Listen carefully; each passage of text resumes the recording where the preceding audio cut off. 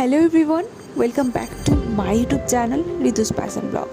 এখানে প্রথমে সমস্ত উপকরণগুলো নিয়ে চালটা জল ঝরিয়ে নেওয়া হয়েছিল।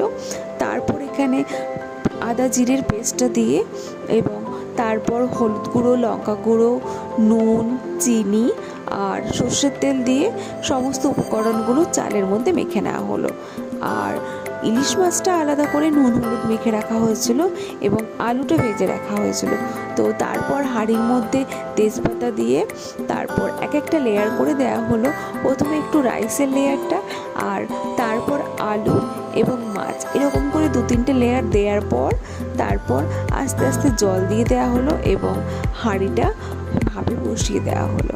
তো ভাপে হওয়ার পর তো গিয়ে বুঝতেই পারবে তোমরা যে রাইসটা হয়ে গেছে।